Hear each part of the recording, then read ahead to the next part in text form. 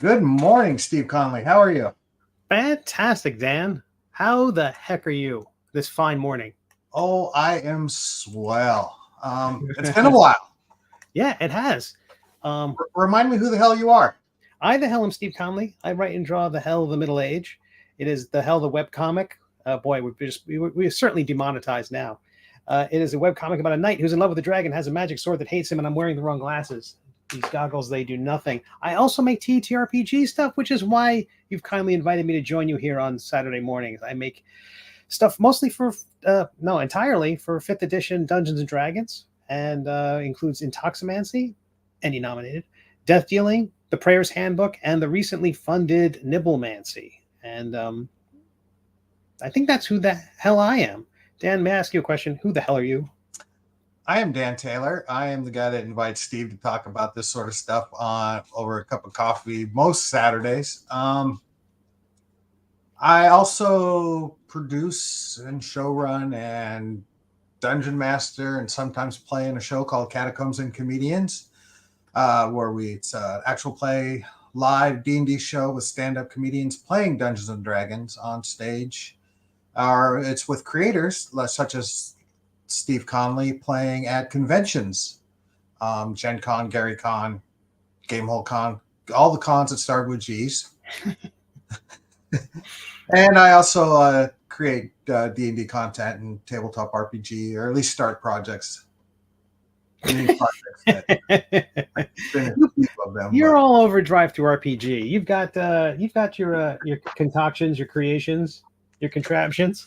Yeah, but I keep changing my brand, so I lose those. There's very little out for zero level media. But I'm working on it. I spent a lot of time because it's been, 2-3 weeks since we've had a chance to talk?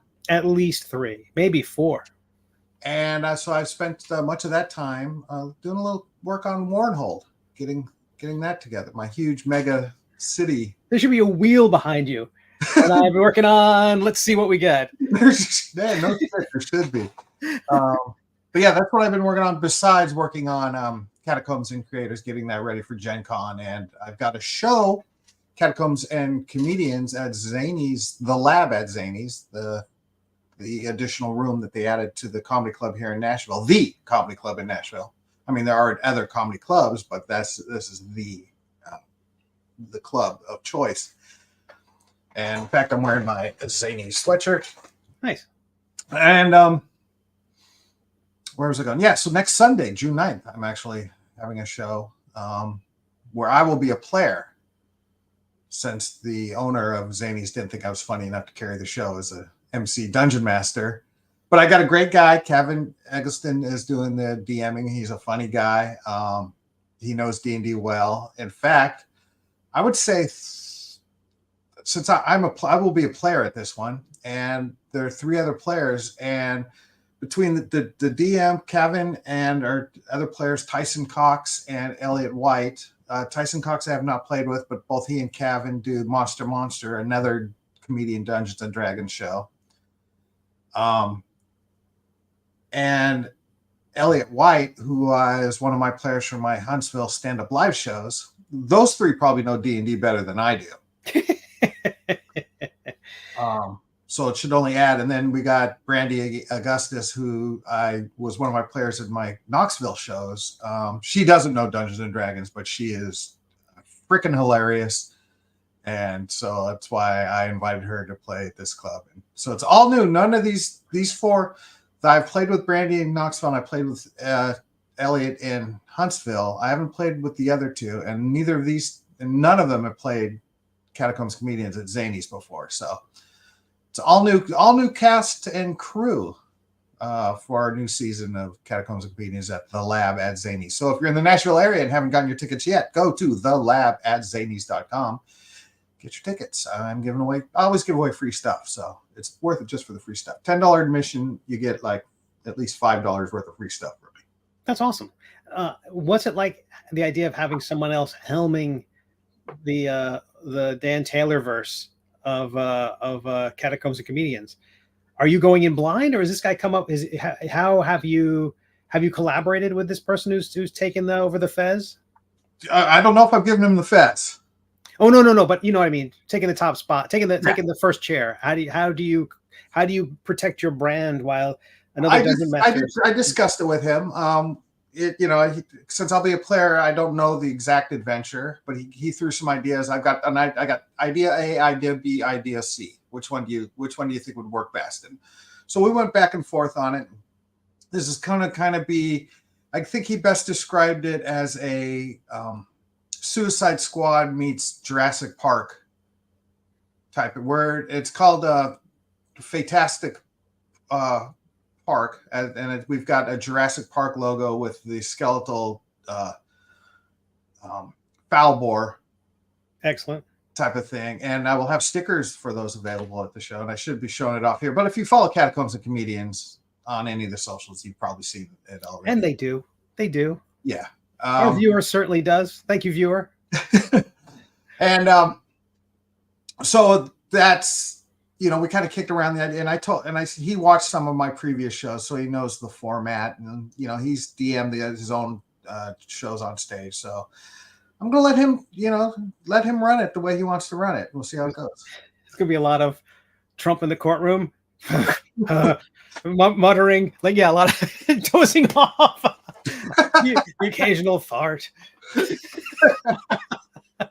I'm looking forward to being a player, because I did it once. I let one of the players DM a show at Huntsville, and he also happened to be the manager of the club. So, but he did a Star Trek game with D&D rules, and I was one of the players, and I killed it. So, to be honest with you, so that's awesome. And it's also sort of relief. I don't need to worry about the pacing of the show, and I was able to. So I'm hoping to be able to do more stuff on the sidelines. Maybe we'll add some sound effects, or the whole idea that techniques or something. Having only done that once, only ever played D&D publicly in an actual play thing, I could just see how the folks who had done it before brought so much experience. People that's at least been close to the stage, and you've been there, you've seen it. You're like, the rules of D&D didn't come up very often. I mean, no. Initiative did, but other than that, it was kind of like freewheeling. It was more whose line is it anyway than keep on the Borderlands.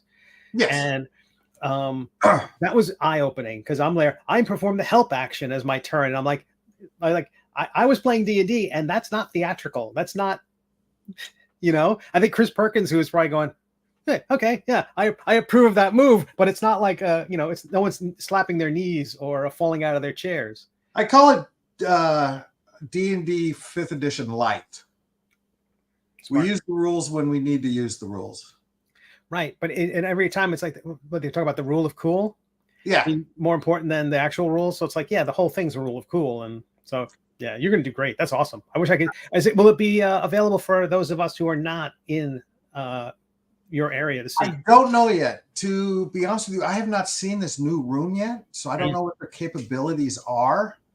I am going to see a show there tonight to scope it out. Cool. So I'll have a better idea. I don't know if I can record a show, because it's hard for me, maybe not being a DM, I'll be able to set up a camera and I can, record a show, like a bootleg version of it to put up. But I don't know if they have recording capabilities of the show. I mean, at least audio we will have. I'm pretty sure. I'm excited to hear it. But yeah, I'm looking forward to this. And it's been a while since I played on. Well, I guess the last time I played on stage was GaryCon. But this is first time in a long time I played in a comedy club with a lot of drunk people and people who have no idea what the hell's going on as far as audience is concerned. But we'll see. I'm scared to ask how our ticket sales are going. I don't know. I have no idea. I don't know if I know I've sold maybe 8 tickets at least to my coworkers. Cool. So they bought tickets. My wife works with them, so she doesn't need to buy a ticket. So we'll see how it goes. Actually, my wife doesn't come to these shows. I think she's embarrassed I do them. So a long history of Dungeons and Dragons and significant others not mixing. Well, she works in the comedy industry, and so I think she's sort of ashamed that her husband does D&D comedy shows. Huh. Well, I assume you're 90% joking. Yeah, I mean, it's not going to end our marriage or anything. There's no worry about that, you know. Yeah, well, I get, I can kind of get that. But you announced you announced your lineup for Gen Con. For one of the shows. Yeah, all-star lineup. Yeah, I did all right. I got to tell you, it's been a bitch. Yeah, you said it was, you're having trouble, then you announced, and I'm like, this if these people weren't your first choice, I don't know who was, because it's a great lineup. A lot of them have been, a lot of them are scheduled, they're working these conventions too.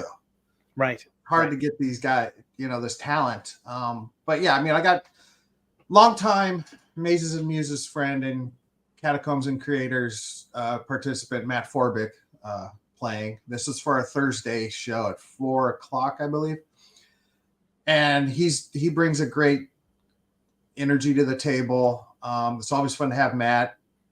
He's a great guy, a fun player.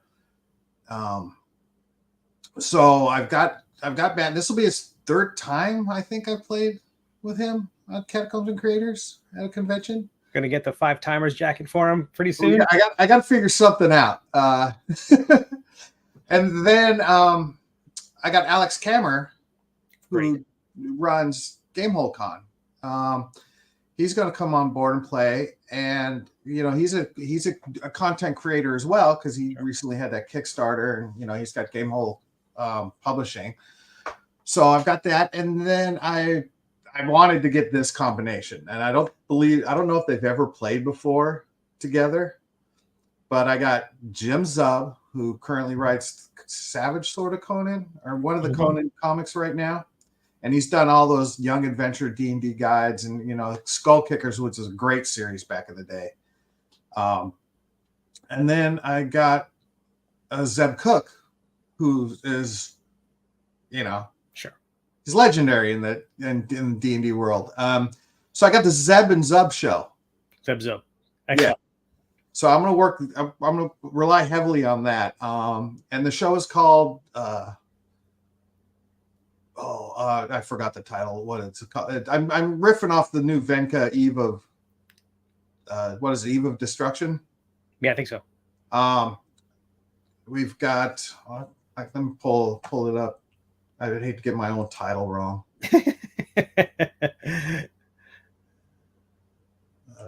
Brian, it's called Brian Dawn of Dysfunction.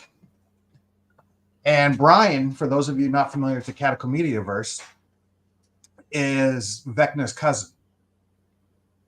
And he's not quite the super mega powerful lich god that his cousin Vecna is. Since I pulled up the image, let's show it off a little bit.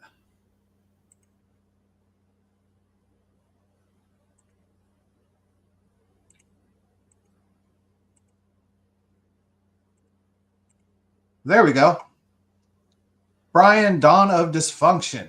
Catacomediaverse faces discombobulation in an adventure that makes a joke of the world's greatest role-playing game. So, and then Zeb already, he made a comment on one of my posts about it, saying, he goes, they're going to be searching for Brian's earlobe, as opposed to the eye of Vecna or hand of Vecna. And I said he was close, because for what they are actually will be searching for, is Brian's big toe. Excellent. How's that for a prop? Yeah, I saw that picture of that on the social media. That's fantastic. This is the modified one. I got one of these gory body parts. This is not an endorsement. They're not a sponsor. They're not a sponsor? But if they want a sponsor, I'm all for it. How great would it be? That's our sponsor. And then I just modified it to make it match this. You said, and wait a minute, you for a second there, you suggested that your wife might not be excited about your work, and she comes in the room and you're just painting this plastic toe. No, honey, it's for a show. You want to know something? Maybe if it gets more ridiculous. We ran out of coffee this morning, so I ran to the local Walmart And I bought clear nail polish so I could put it on Sure. the toe today. But I use alcohol ink, alcohol pens to paint it. Curacolor, are you familiar with them? Sure. Because where I work, I get all this sort of stuff for free mostly. Edwin too in the chat, that lovely comment says that cover looks like something you would see for a Discworld book. That's very nice. Yes, it's very Discworld-ish. So if that's your type of humor and you're going to be at Gen Con, please come. We got 2 shows, Thursday at 4, Friday at 6. I've announced the lineup for the Thursday show. I'm finalizing the lineup. Are you coming to Gen Con yet? Are you going to take that 4th seat for me, Steve? No. Well, they don't announce any nominees until July, so I won't know until then. I don't go to. I'm not a vendor. I'm not a guest. It's expensive for me. I don't have like the jet-setting star power you've got. I trundle my books in, schlep them to a table, and then work the hall for a few days. So that'll be my plan next year. Next year, I'll see if I can score a booth or an artist table. But yeah, I'm going to Origins Game Fair in a couple of weeks. Not in any official capacity. I'm going as a straight fan. To mingle, get the lay of the land, maybe be there in official capacity next year. That tends to be my MO. Is I go to a show first as a fan, get a lay of the land, and then the next year let's do this. That's why at Gen Con I just went as a layman last year, and this year I've got 2 shows. Not to mention, I forgot to mention, yes, 2 shows at Gen Con, but there's also that the eve of Gen Con show, Wednesday night, July 31st at Helium Comedy Club just down the street. And that is going to be a fun, completely different show as well. I was making my list of upcoming shows. I've got Zanies, Helium, 2 at Gen Con, and 2 at Gamehole Con already scheduled. Gamehole Con not till October. That's beautiful. So, what are you doing, you lazy bum? Nothing. So my next Kickstarter launches on Thursday. It is collecting my webcomic, The Middle Age, the 3rd volume, which has been the question I've gotten the most over the last, 4 years. When's volume 3 coming out? And it finally is. So that Kickstarter launches. The Nibblemancy project ended 2 weeks ago, and I'm working on that. So once the Kickstarter normally I don't want my Kickstarters to overlap at all, but these are very different projects. One's for the TTRPG space, one's for the webcomic space. And the webcomic's done. The TTRPG stuff is more like you run the Kickstarter. I run the Kickstarter campaign to see, is there any interest in this whatsoever? Am I doing this project? And I get set up a lot of the groundwork. I do a lot of artwork ahead of time. But once the campaign is funded, that's when the work really begins. And I run material past game masters, and I do a lot of artwork. But most of the content, like the spells and the magic items, those things are mostly written. Stat blocks, things like that for, the gelatinous dessert, things like that. Those things are all, they're in there. But the stat blocks there, I just have to make some artwork. But for the graphic novel side of things, I don't do the Kickstarter till every page is done. So much like you would do with Star Marshals, it's like, okay, it's done. Let's just see, can we get this thing printed? And I'm confident it'll do well. I think I've got 70 people queued up. If people go to steveconley.com/Kickstarter, it doesn't have its own URL like the way I do for everything else. If you go to middleagecomic.com, there's a big promo link there. But fingers crossed we get the 3rd book out. And so that's the next big Kickstarter project. I'm working on Nibblemancy now. I've already got the domain name for the one that follows. My convention schedule for the rest of the year is I've got Heroes Con in a week and a half. So 2 weeks from now, I'll be in Charlotte, North Carolina at Heroes Con. Then maybe squeezing in Gen Con if we get lucky with the Ennies. It's a long shot, but as weird a thing has happened before, so who knows? I submitted Death Dealing for consideration. So I don't know if they like maybe the card deck, maybe the little website, all that stuff might appeal to them. Who knows? And then I've got Baltimore Comic Con, I've got the Daytona Beach Comic Con, and then I've got Gamehole Con. And that should be my convention schedule for the year. But I'll get Nibblemancy out the door, and then I'm going to have another on the heels of the Middle Age Volume 3, there will be, and the delivery of Nibblemancy will be another Kickstarter for my next TTRPG project, with the idea that that will be done in time for Gamehole Con. So I'll have a bunch of new stuff for Gamehole Con, and the whole year is just me doing TTRPG stuff, one project after another. Fun.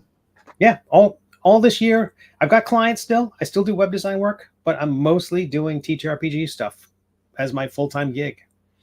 So I am not complaining, and the comic stuff too, of course. And new episodes are coming out now. There was a long hiatus from my webcomic.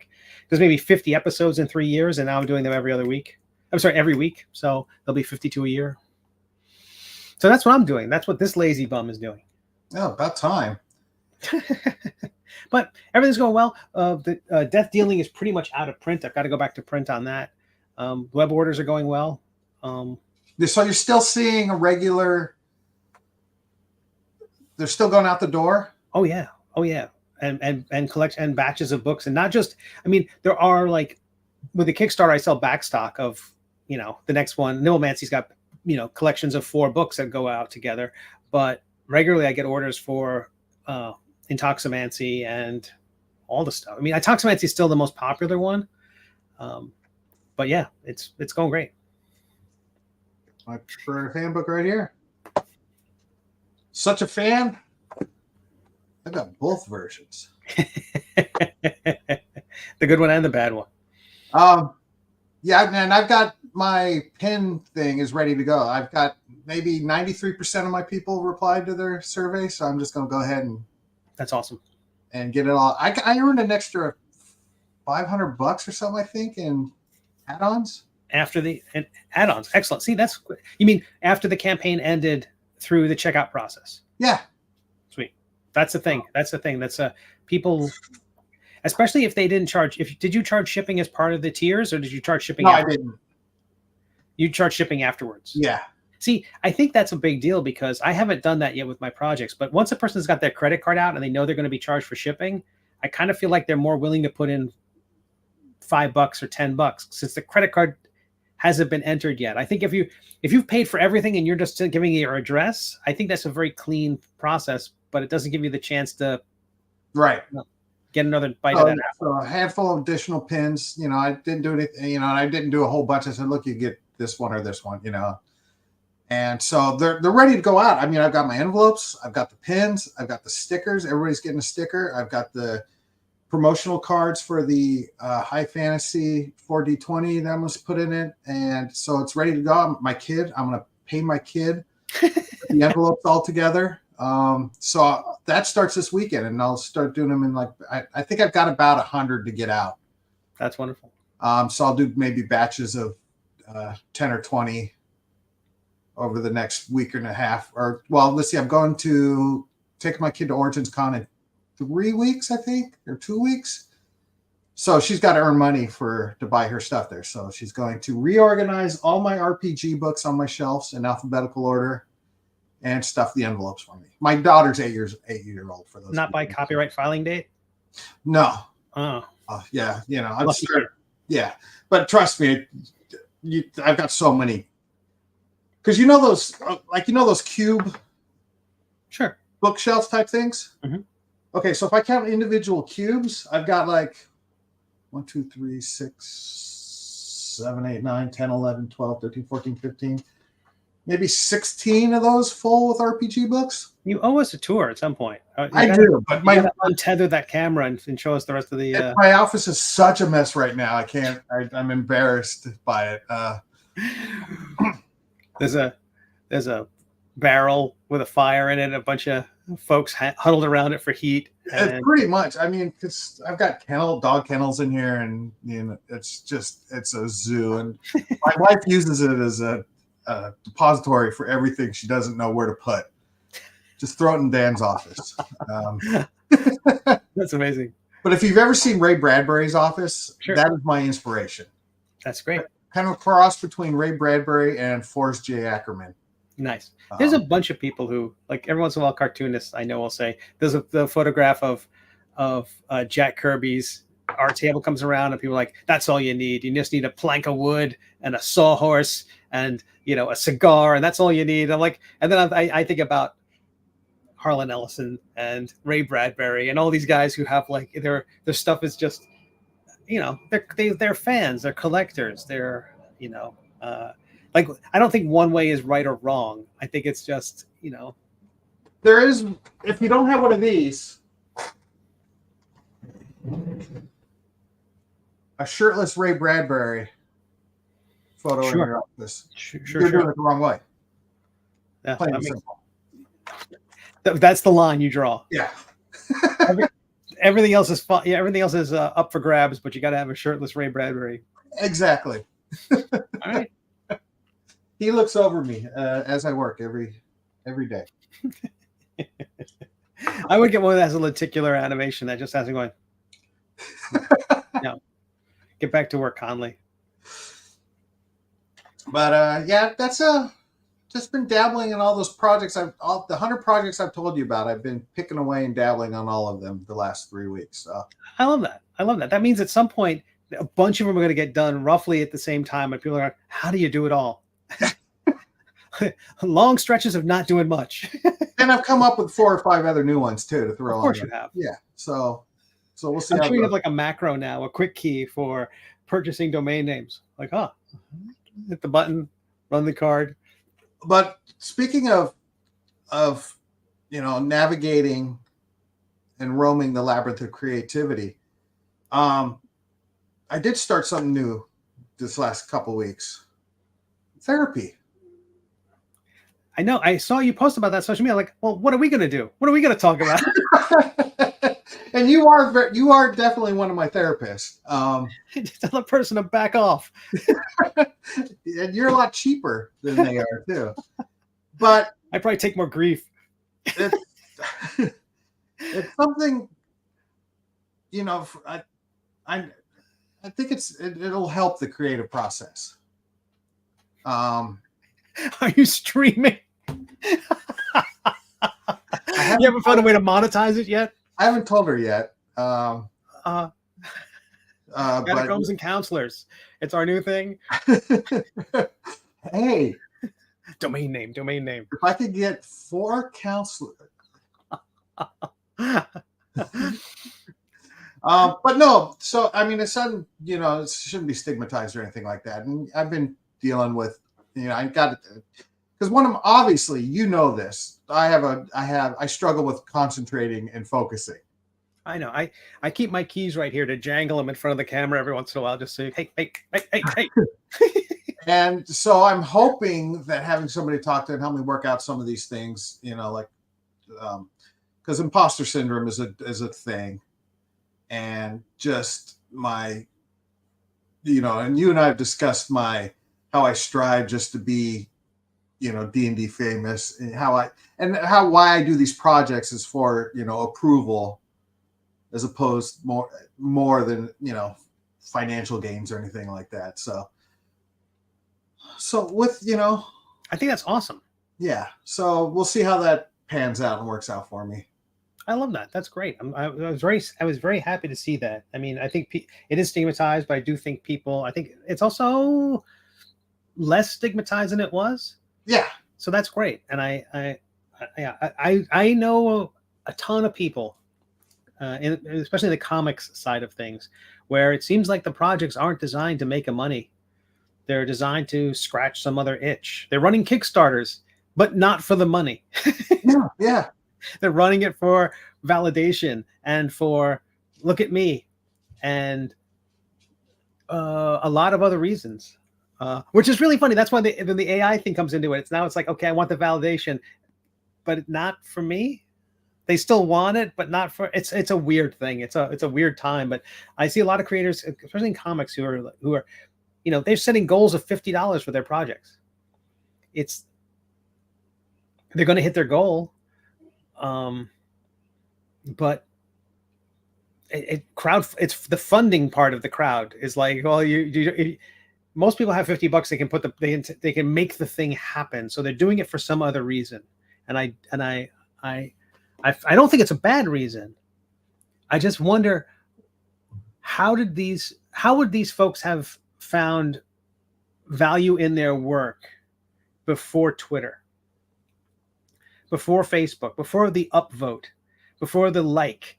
How did they know how would they have ever known which direction? Because like the idea of a plant moving in the direction of the sunlight, how do you know where to go if your metric is this horrible algorithm that is just, which has diminishing returns? Well, I don't believe most people would have launched into this sort of stuff without that already being present. They just would be suffering. You know, I don't have an outlet for recognition for my creativity. Oh, I see. Yeah. But now that I can use social media to get the word out that I am doing these creative projects. Wow. That opens up the gateway. Everyone's now a content creator without the barriers for entry. Because back in the day, you could just blame Diamond for not carrying your book, or blame retailers for not picking up your stuff. But now it's like now you can blame your friends and family for not clicking like. Trust me, I do. I have yet to see a review for Pirate Tales on Amazon.com from Steve Conley. Oh, no, unbiased review from your co-host. That's the most. Just saying. Yeah, but but what does that mean to you? Okay, so you're neither friend nor family. You're just co-host. Okay. No, but no. I would. Well, I mean, we might be related. My dad got around. I don't know, but but I don't know. But is it for you or is it for the algorithm? Is it for the algorithm? You need 20 positive reviews before reviews even make any sort of matter on Amazon. Right. But that's where it becomes a thing where if you're, that's why family and coworkers and stuff like that, their reviews are, those are very much frowned upon. Amazon does not take that stuff lightly. You're true. That's very true. So that's the thing. It's like so much of this stuff is Artist Alley. It's going into Artist Alley, and then at some point, everyone in Artist Alley buys each other's books. Mm-hmm.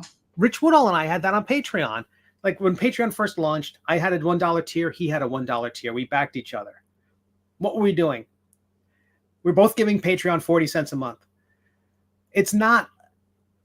What are we doing? It's like the people in Artist Alley trading books with each other. What are they doing? They're paying the printer. They're paying the convention center.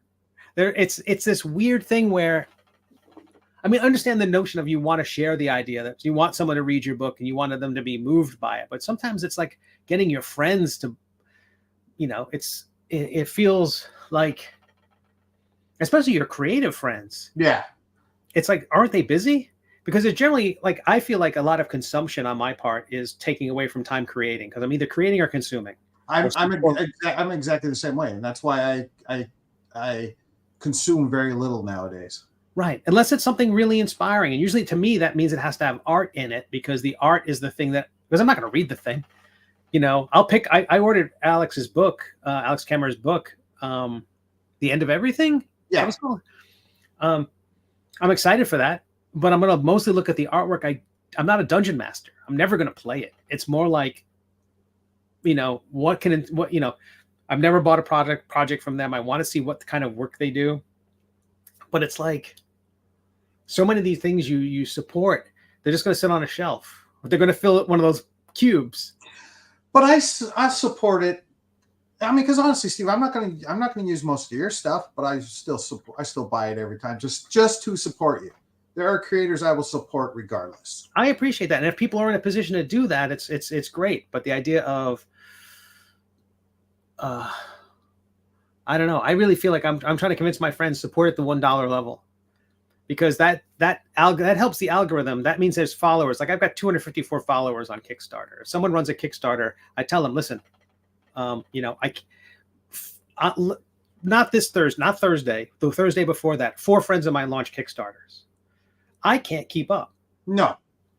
So I have to, you need less friends. Well, I'm all you need.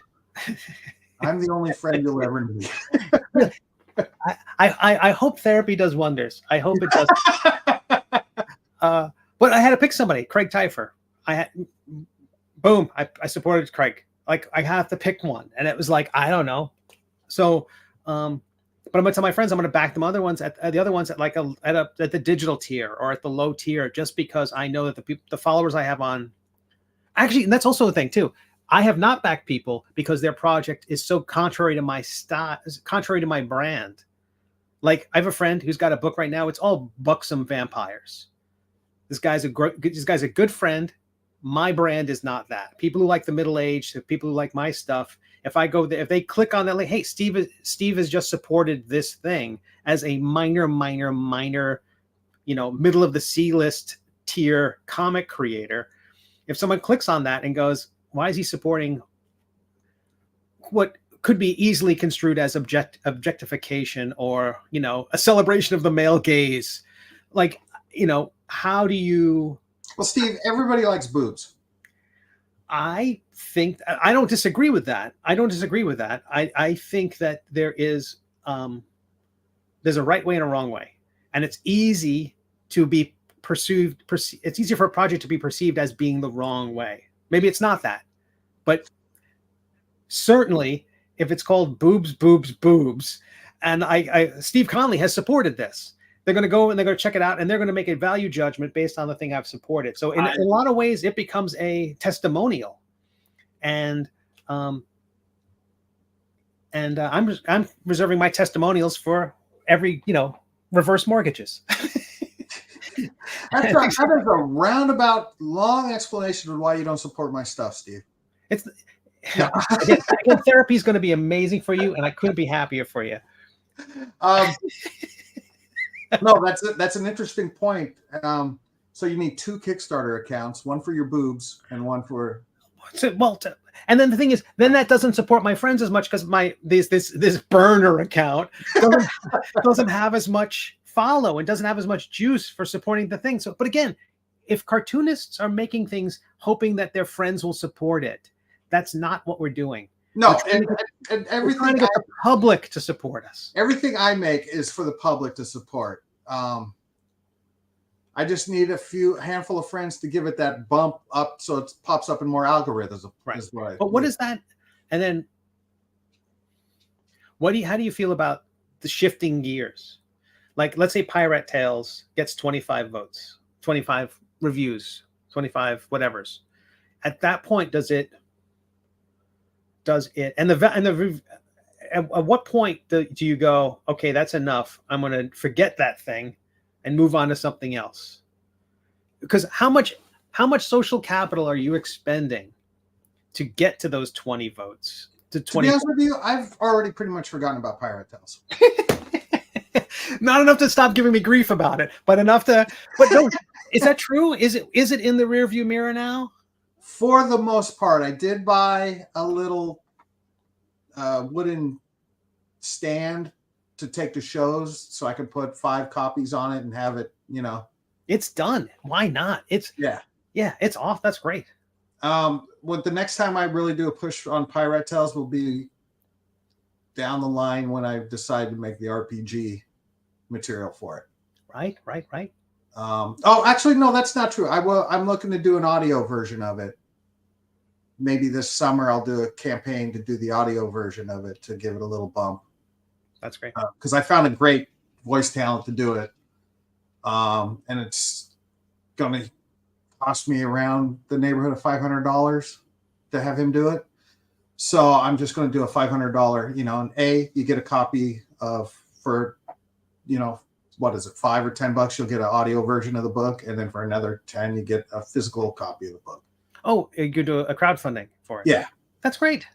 Just for $500, just to cover his cost. I'm not looking to make money off it. And I'm using crowdfunding more as an avenue of advertising. Because right now I could write a check for $500 and have him do it. But I figure might as well, That's interesting. Well, okay, you get the audiobook done, and then you get the 20 upvotes on the audiobook. Is that point? Because part of it was I've thought about people who do crowdfunding and do a variety of different crowdfunding projects. that one of them is like each one is a separate lottery ticket, and you hope that this one's going to be the one that reaches, for some reason, has the alchemy that makes it an $100,000 project or a $25,000 project. Because I empathize with that, because when I did Intoximancy, I didn't think it was going to be what it was. No expectation of that, none whatsoever. I had done the Middle Age. I worked on it for 5, 6. The first Kickstarter was maybe 2 years, had an Eisner nomination, 3 years, had an Eisner, a couple of Ringo nominations, and it brought in $18,000. And it was like, that was mind blowing, but it took me years of work to build a thing that could do that. It wasn't spontaneous. It was a thing that took effort to get there. And the next book made a little bit more. And maybe it even had fewer backers, but it made a little more money because it was a first volume as well. And I think the big mistake there was calling it volume 2 instead of calling it volumes 1 and 2. Because I think if people go, I don't want to just pick up the third book, I want the Anyway, so I'm fixing that with the next one. But then when I switched gears to Intoximancy, it brought in, I forget, $12,000, $11,000, and took me 3 months to make, not 3 years to make. That was like a thing that said, oh, I should move in that direction. Not necessarily because I care more about D&D than I care about the Middle Age. I absolutely do not. The Middle Age is where, I feel like the Middle Age is the time capsule. That's the thing that's going to outlive me. I don't have kids. The best I've got is this dumb book. The D&D stuff's going to be old. There might be a great 3rd edition book. Who cares? Right? When 6th edition and 7th edition comes out, these 5e books I'm making are just going to be detritus. So, but I can make a living. Right. And so that's why I move in that direction. It's literally the lifeblood of like, oh, I can pay my rent and I can start building up for a mortgage. I don't know how other people.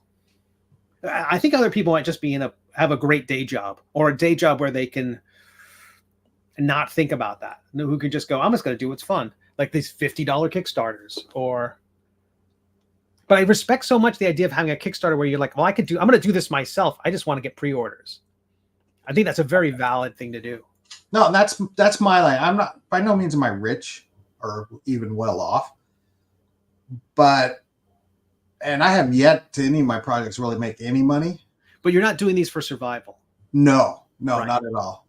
I've got a great spouse with a great job. If I'm still living in California, there's no way I can do this, but living in Tennessee, right. Cost of living is so much cheaper. That's why I moved to Florida. And so that's, and I got a good day job, but it doesn't tax me at all. And it's, it's a boring day job, and it's, but I've got good friends there, and it allows me to come up with all my ideas. That's great. I'm not complaining about it, but it's such a boring job. I have nothing better to do at this job than daydream and come up with ideas. And that to me is a plus. Sure. I got a little notebook on my table that I wear, and I jot something down, when I think of it. Oh, got to remember that.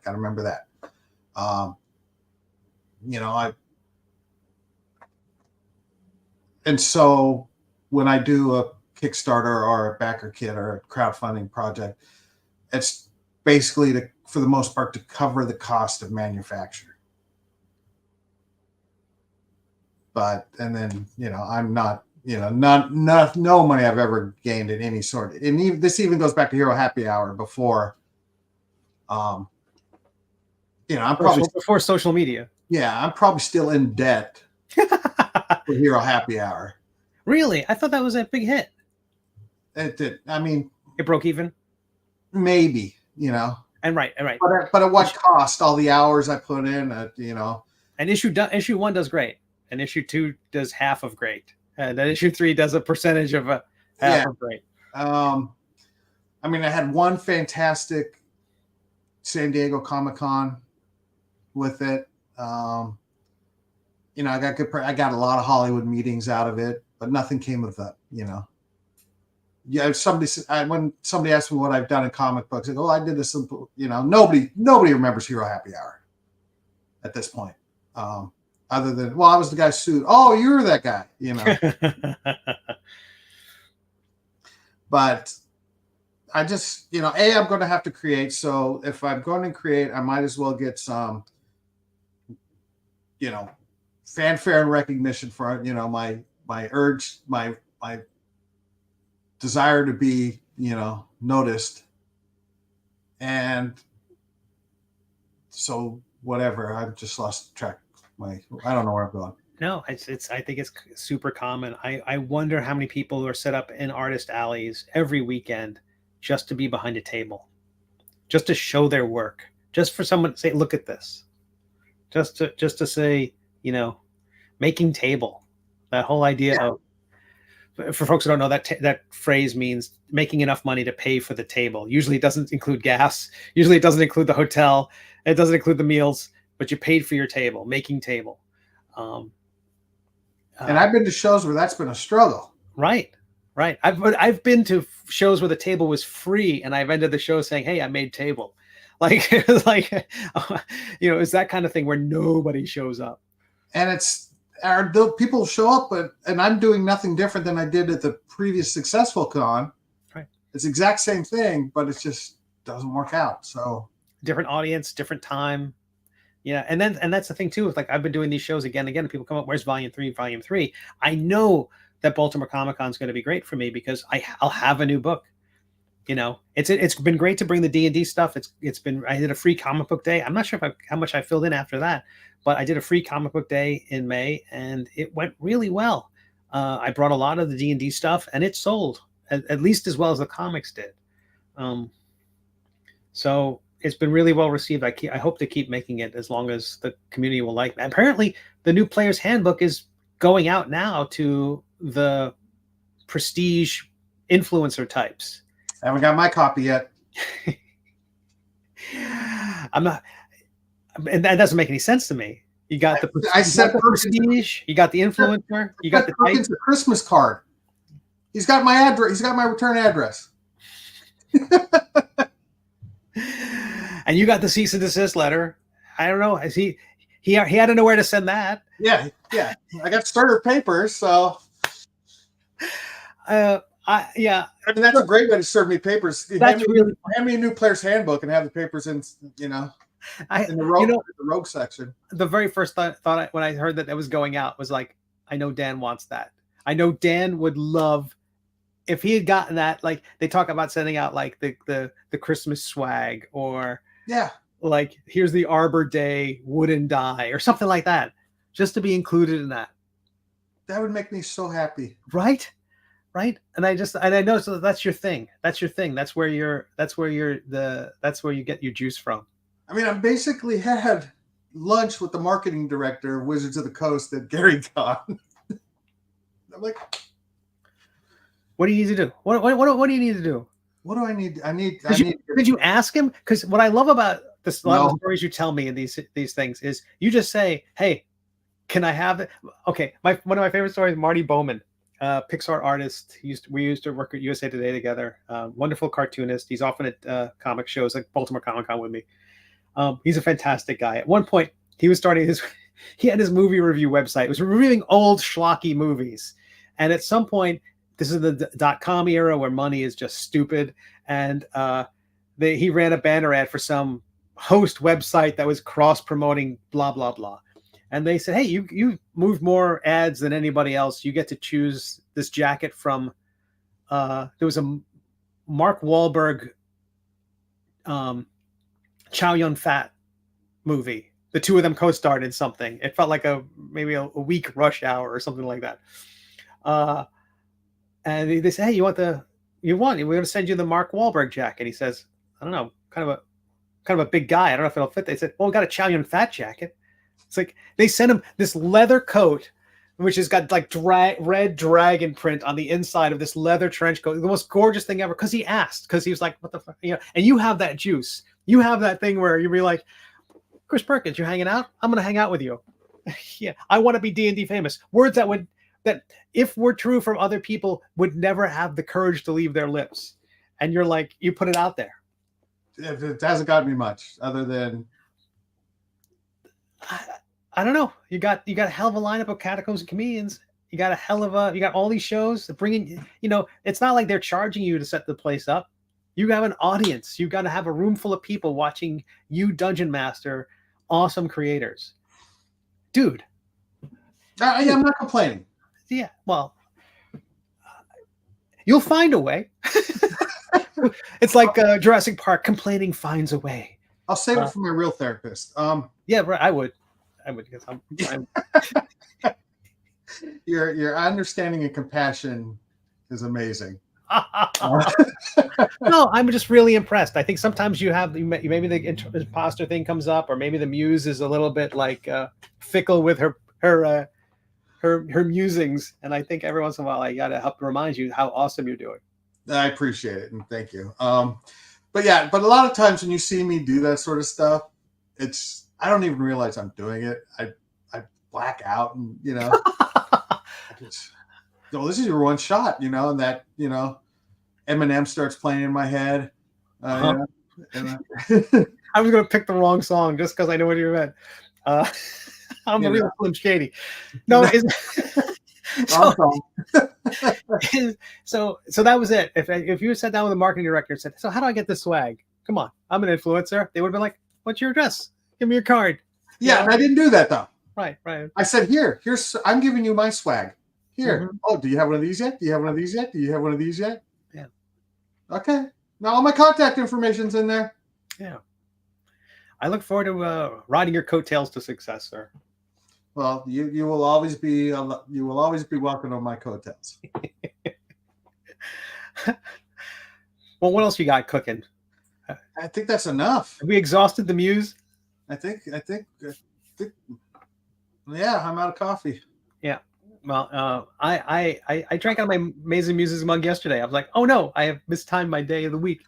All week I've gone, oh, nope, can't use that one. Right. Use the other one. I used the Golden Girls lap yesterday. Okay, I want to see something that's just, this is nothing to do with the work you and I do. It's everything to do with like Dynamite Comics right now. And boom, how they are reprinting the comics that we couldn't, the DuckTales and the Gargoyles and the G.I. Joe, the books that are in the dollar bins, the collections we couldn't give away. They're collecting them for the fans in like the leatherette edition to like 800 fans, and they're making $1 million. Yeah. I think the Gargoyles one had maybe 3,000 backers, maybe, and made $1 million. Amazing. Well, So, I don't know how we tap into that. I don't know how you tap into that, Dan. I'm trying. I will have you know this though, for my Catacombs and Creators, I plan on using material, since this is going to be a multi-dimensional type of adventure, kind of like Eve of Destruction goes to all the different worlds. I'm going to use elements from all my creators' works. So I had to go on eBay today and spend $40 to buy an out-of-print book, just so I could reference material. For Zeb or somebody? For somebody. Oh. All right. So just so I can, surprise them. Oh, here it is, That's very cool. Yeah. Yeah. So I've got, and because all these guys, we'll see. There's such a big amount of, Zeb's work to pull from. So, but yeah, out of print RPG book. I'm like, well, let's see. I can, I could have bought the PDF off drive-thru for $10, $12, but no, I had to buy You have to have the book. I have to have the book. I'm that old school. That's awesome. All right. Next week, I want to see if you're going to ever think about doing something other than your 5e stuff. So start thinking on that. Really? Like we hang out with a lot of the Dungeon Crawl Classic guys. I've thought about it. I've thought about Tales of Night specifically. That'll be a topic of discussion next week. All right, let's talk about it then. I'm excited. Yeah. And it's been a long time since we've had a guest, so I might try to get a couple of the guests that I have for upcoming Catacombs and Creator shows on before Gen Con to talk to us. So that'd be a hoot. I'm like I said, I'm going to Game Fair, or what is Origins Game Fair, and I'm going to do a lot of pressing palms at that show. That's great. So next week I'll be here. The week after I'll be at Heroes Con, and you might be at Origins. I think the weekend after that I'll be at Origins. All right. So we might have a little bit of a hiatus there, but we'll see you next week.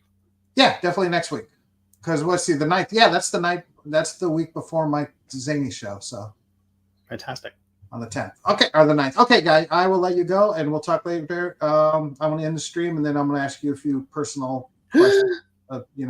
For some reason, I need to know the length of your inseam. I don't know. I'll tell you. And on that note, hey, you. Thank you, dear viewer. May you make all your saving throws.